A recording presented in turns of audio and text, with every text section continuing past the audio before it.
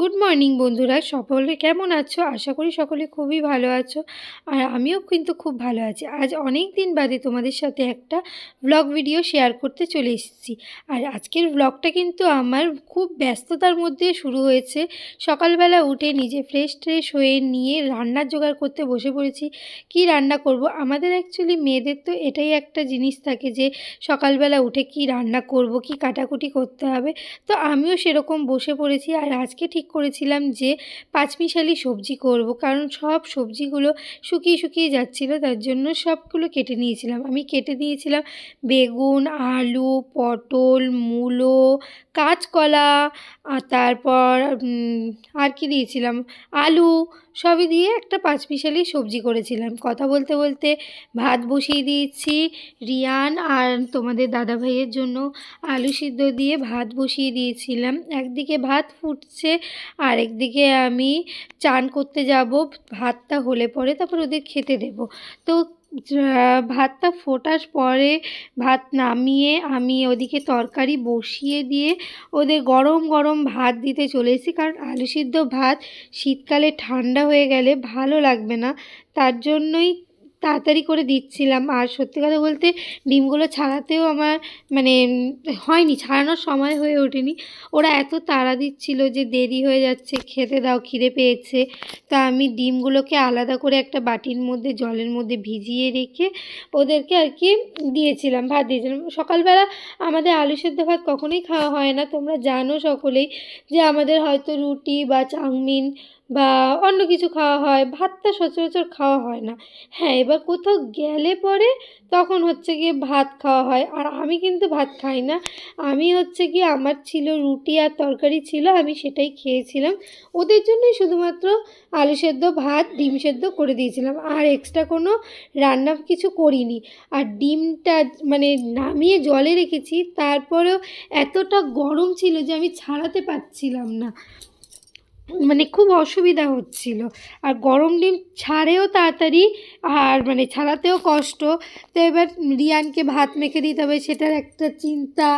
তো এই সব করতে করতে, আর রিয়ান তো খেতে বসলে এক এক সময় মানে ফোন দেখে খায়, এক এক সময় ফোন ছাড়া খায়। তো এই জন্য মানে কি বলবো, ওকে আমাকে মেখে দিতে হয়েছে, ওর বাবা খাইয়ে দিয়েছে। তো এই দেখো রিয়ান লঙ্কা নিয়েছে, এখন আমাকে মেখে দিতে হবে। আর ও সারাটাক্ষণ ফোন নিয়ে ব্যস্ত ছিল। ওর যে আমি বলছি যে আমি মেখে দেবো না, তুই একা খাবি, সেসব কোনো চিন্তা ভাবনা কিছু নেই। ওর ওর মতো ফোন দেখে যাচ্ছে। আমি তারপর ভাত মেখে দিয়ে তোমাদের দাদাভাই খাইয়ে দিল ওকে। তারপর আমি স্নান করে পুজো করতে বসে পড়েছি, কারণ আমার গোপু সোনা অনেকক্ষণ ধরে মানে খিদে পেয়েছিল, সকালবেলা খেতে দেওয়া হয়নি। তা আমি তার জন্য তাড়াতাড়ি করে গপুকে চান করিয়ে একবারে পুজো দেব, একবারেই মানে খেতে দিয়ে দেব। আর সেদিন কিন্তু প্রচণ্ড মানে শীত করছিল। আমার এই ব্লগটা কী বারের, এটা মনে হয় বুধবারের। যেদিন আমার ব্যস্ততা থাকে সেদিন কিন্তু আমার সবচেয়ে বেশি দেরি হয়। আর সেদিনকে এত ঠান্ডা লাগছিল, মানে ঠান্ডা লাগছিল বলতে খুব ঠান্ডা হাওয়া দিচ্ছিল, যার জন্য আমি স্নান করে উঠেই আগে চাদরটাকে গায়ে দিয়ে নিয়েছি। মানে আমার এত শীত করে কেন আমি জানি না, বিশেষ করে স্নান করে উঠলে বেশি শীত করে। আর শীতকালে এটা হচ্ছে কমন ব্যাপার, গরমকালে হাওয়া পাওয়া যায় না, আর শীতকালে হাওয়ার শেষ থাকে না। তো যাই হোক, চাদর ফাদর গায়ে দিয়ে গপুকে চান করিয়ে তাড়াতাড়ি করে রেডি হচ্ছিলাম, মানে তাড়াতাড়ি করে ঠাকুর দেবো, তারপর খাবো, তারপর রেডি হব, একটা জায়গায় যাওয়ার আছে। কোথায় যাব তোমরা তো দেখতেই পাবে ভিডিওতে। আর আমার কোথাও যাওয়ার হলে সকাল দিয়ে আমি যতই কাজ করি না কেন, তাও আমার লেট হবেই। জানি না, আমার মানে মনে হয় লেটে সব কিছু হয়, তার জন্যই আমার লেট হয়। আমি জানি না কেন আমার লেট হয়।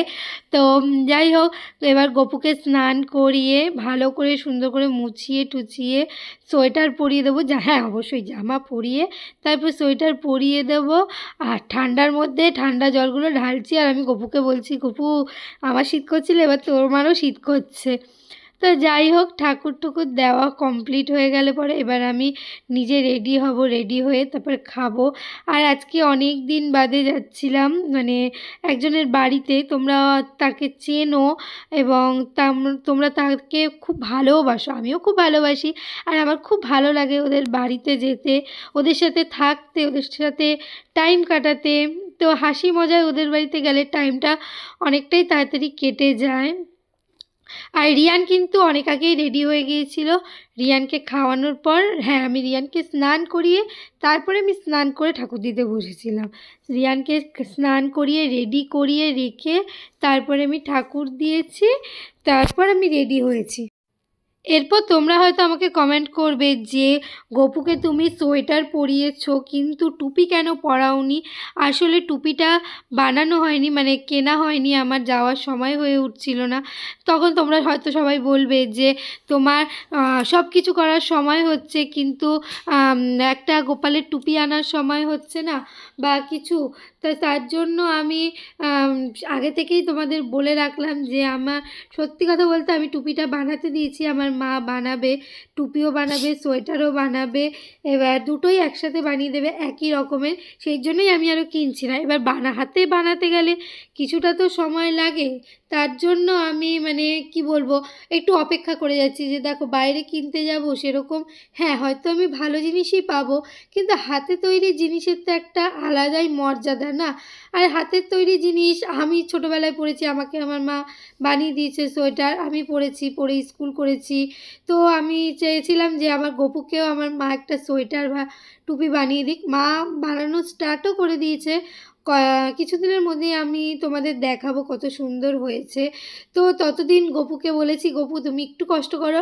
এখন তো অতটাও ঠান্ডা পড়েনি, হ্যাঁ ভোরবেলার দিকে একটু ঠান্ডা পড়ে, কিন্তু এখন অতটাও ঠান্ডা পড়েনি। তার জন্য আমি গপুকে বলছি, গপু তুমি রেডি হয়েছো ঠিক আছে, একটু কষ্ট করো, তোমার টুপি ঠিক চলে আসবে। আর আমার গপুকে কেমন লাগছিল অবশ্যই কিন্তু তোমরা কমেন্ট করে জানিও। আর দেখো কথা বলতে বলতে ঠাকুর দিয়ে আমিও কিন্তু রেডি হয়ে গেছি। এখন কানের খুঁজছিলাম কি কানের দুল পরবো। আর ওই দেখো রিয়ান দেখো শুয়ে রয়েছে। আর আমার ঘরের পরিস্থিতি তো দেখেছো কী পরিস্থিতি, সকালবেলা এত কাজকর্ম করে ঘর গোছানোর আর সময় হয়নি। তাড়াতাড়ি রেডি হয়ে নিচ্ছি যে ওদের বাড়ি যাব বলে। কাদের বাড়ি যাব হয়তো তোমরা এতক্ষণে বুঝতেও পেরে গেছো, এতবার করে বলছি যে অনেক আনন্দ করি, মজা করি, মানে হাসি মজায় দিন কেটে যায় ওদের বাড়ি গেলে, খুব ভালোও লাগে। তো দেখো এই যে রেডি হয়ে নিয়েছি আর চলেও এসেছি। বাড়ি দেখে, ছাদ দেখে নিশ্চয়ই বুঝতে পেরেই গেছো, হ্যাঁ আমি সুমিদের বাড়িতে এসেছি। সেদিনকে ওদের গেম ভিডিও শ্যুট ছিল, তো আমি চলেও এসেছি। আর দেখো 2-3টে গেমের পরে আমি আবার ড্রেস চেঞ্জ করেও নিয়েছিলাম। এই যে আমাদের কৌশিক দাদা কী করছিল আমার ঠিক এখন খেয়াল নেই, ওদিকে সবাই সব গেমের অ্যারেঞ্জমেন্ট করছিল। আর এদিকে দেখো রূপা এসেছিল, কিন্তু রূপার খুব শরীর খারাপ ছিল, তাই ওর মনটাও খারাপ যে ও খেলতে পারছে না, কিন্তু আমাদের সঙ্গ দিতে কিন্তু এসেছিল, চুপ করে বসেছিল। তো তোমরা প্রে করো যেন রূপা তাড়াতাড়ি সুস্থ হয়ে যায়, আবার আমাদের গেমে ফিরতে পারে, আমাদেরও খুব মজা হবে। আর সুস্মিতা দি দেখো ফার্স্ট টাইম আমার ব্লগে, কেমন লাগছে দিদিভাইকে অবশ্যই কিন্তু কমেন্ট করো। আর দিদিভাই কিন্তু খুব মজার মানুষ, আমাদের সাথে কিন্তু খুব মজা করে খেলে। আর আমার সত্যি কথা বলতে দিদিভাইকে খুব ভালো লাগে। আর এটা হচ্ছে সুমির ঠাম্মি, তো আমাদেরও ঠাম্মি। তো ঠাম্মিও ফার্স্ট টাইম আমার ব্লগে, কেমন লাগছে সবাই একটু কমেন্ট করো। কাকু এই দেখো এদিকে কাকুরও খুব শরীর খারাপ, কাকিমারও খুব শরীর খারাপ, মানে সবারই শরীর খারাপ, মানে ওয়েদারটা এমনই, মানে এই ঠান্ডা এই গরম এর জন্য সবার মানে শরীর খারাপ। কাকুরও জ্বর, কাকিমারও জ্বর, আমাদের পরিবারেরও সকলের শরীর খারাপ। ওইদিকে শিলুও রয়েছে। তো সবাই ব্যস্ত, মোটামুটি আমরা সবাই গেম নিয়ে ব্যস্ত ছিলাম। একটা গেমের পরে মানে একটু রেস্ট নেওয়া হচ্ছিল। আর এত প্রচণ্ড পরিমাণে রোদ উঠেছিল যে মানে কি বলবো, তাকানো যাচ্ছিল না।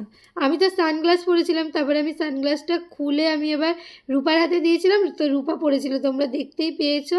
আর এইদিকে শিলু কথা বলছিল, আমি ওকে টেনে নিয়ে এসে বলছি, শিলু বলো আমার ফার্স্ট টাইম আমার ব্লগে এসে তোমার কেমন লাগছে। তো ওই সেই কথাগুলোই ও বলছিল। আমি ভয়েসগুলো দিতে পারিনি, যদি দিতে পারতাম খুব ভালো লাগতো।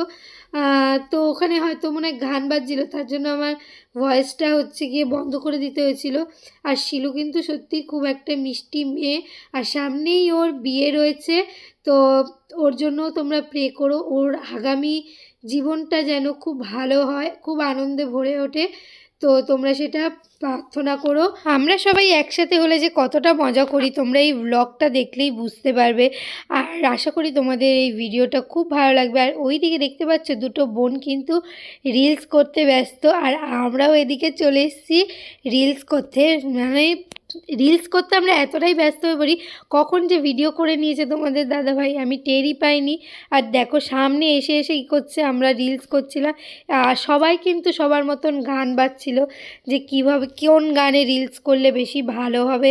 আর এই বোনটা আমাদের কিন্তু রিলসটা ধরে দিচ্ছিল, আর আমরা কিন্তু খুব মজা করে রিলস ভিডিও করি, গেম ভিডিও শ্যুট করি, এবং সারাটা দিন যে কোথা দিয়ে মানে শেষ হয়ে যায় সেটা মানে বলে বোঝাতে পারবো না, এতটা আনন্দের মধ্যে দিয়ে যায়।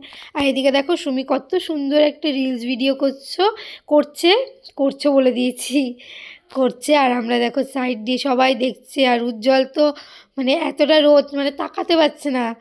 আর এ দেখো গেম টেম শেষ করে আমরা খাওয়া দাওয়া করতে বসে পড়েছি। আর আমার পাতে দেখেছো লেগ পিস রয়েছে, লেগ পিস, বড় চিকেন। আর এদিকে জেঠু আজকে রান্না করেছিল, রান্নাটা অসাধারণ হয়েছিল, আর সবাই খেতে বসে পড়েছি। আর ওইদিকে সুমি এখনও বসেনি। আর চিকেন লেগ পিসটা দেখে আমি আর মানে থাকতে না পেরে আগেই লেগ পিসটা ধরে একটা কামড় দিয়ে দিলাম। আর এদিকে উজ্জ্বল হাড় খাচ্ছিল, আমি তাই বলছি দেখো হাড় খাচ্ছে। আর জেঠু বলছে কেমন হয়েছে রান্নাটা বলো। তো সবাই বলছিল যে খুব ভালো হয়েছে। আর সত্যি কথা বলতে গেম টেম খেলার পরে খুব খিদে পেয়ে গেছিলো, তাই আর কোনো কথা বলছিল না কেউ। আর ওদিকে তো কাকুর তো খাওয়া দাওয়া হয়ে গেছিলো, কাকু দেখো রুমাল দিয়ে হাত মুছছিল। এদিকে তোমাদের দাদাভাইও খাচ্ছে, ওদিকে দুটো বোন খাচ্ছে। খাওয়া দাওয়া কমপ্লিট করে আমি চলে এসেছি রূপার সঙ্গে একটু গল্প করতে, কারণ রূপা চুপচাপ বসেছিল। আর ওর চোখ মুখ দেখে বুঝতেই পারছে যে ওর যে শরীরটা খারাপ, তো সেই জন্যই গল্প করতে চলে এসেছে। আর এদিকে সুস্মিতা দি শুয়ে পড়েছে, শিলুও শুয়ে পড়েছে। শিলু শুয়ে শুয়ে ফোন দেখে যাচ্ছে, সুস্মিতা দি গল্প করছে। আর এই যে পুচকেটা চলে গেল, যেই দেখলো অমনি চলে গেল। আর এদিকে দুটো বোনও শুয়ে রয়েছে, আবার ক্যামেরা করছে দেখে তাড়াতাড়ি করে আবার মুখটাকে ঢেকে দিয়েছে। আর ওইদিকে সবার লাস্টে সব কাজ বাজ সেরে এই দেখো কাকু কাকিমা যাবে বলে রেডি হয়ে নিয়েছে, হেলমেট হাতে নিয়ে। আর কাকিমা হেলমেট পরেই নিয়েছে। ওইদিকে জেঠিমা চুপচাপ বসে আছে, আর এদিকে সুমি খাচ্ছিল। তো সকলকে খাবার দাবার দিয়ে এরপর সুমি খেতে বসে পড়েছে। তো তোমাদের ভিডিওটা কেমন লাগলো অবশ্যই কিন্তু কমেন্ট করে জানিও। তো চলো আজকের মতো টাটা, সকলে ভালো থেকো।